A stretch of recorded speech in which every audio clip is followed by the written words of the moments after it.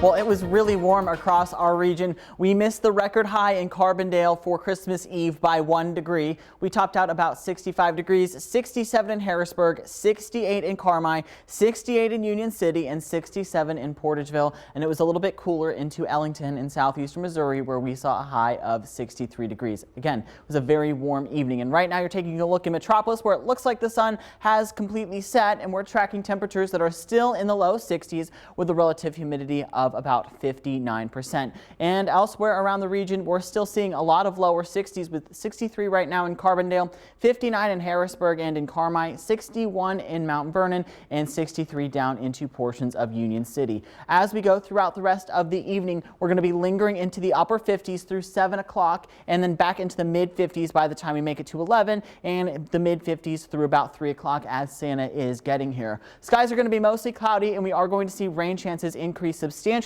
by the time we make it to 11 or 12 o'clock tonight. And you'll also notice that winds are going to start to get fairly gusty, with peak wind gusts of about 13 to 14 miles an hour, and winds will get even stronger as we go throughout the night.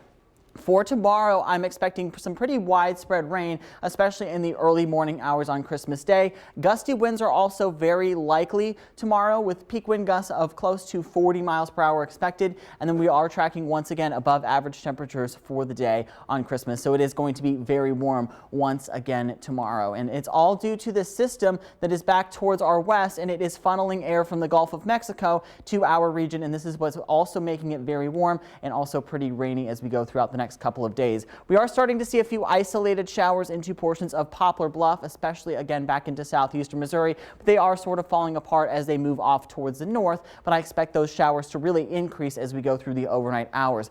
By 7 p.m., I think showers are still going to be remaining mostly isolated across western Kentucky, but then again, showers are going to start to really get a little bit more scattered by the time we make it to 11, and I think they're going to be a little bit more widespread by the time we're waking up tomorrow, maybe opening Christmas gifts at about 6 a.m. Again, you can see that band of heavy rain that will be moving through portions of Cape Girardeau and through portions of Carbondale, but by the time we make it to lunchtime, I'm expecting shower chances to be back to isolated, and we're really going to be remaining mostly dry as we go throughout the rest of the afternoon, and we are going to see a few isolated showers behind that cold front. That cold front is really not going to do too much to our temperatures on the day Christmas Day, but we'll see that the impacts of that cold front a lot later. We could see about 3/4 of an inch of rain down into southeastern Missouri and western Kentucky, a little less off towards the north around Mount Vernon, where rain showers are going to be a little bit slower to move in. Again, those peak wind gusts tomorrow morning are going to be into the mid 30s, so we could see wind gusts of about 34 miles per hour. So as you're going to bed tonight, definitely make sure to deflate any of those inflatables, and wind gusts will gradually decrease as we go throughout the day on Monday.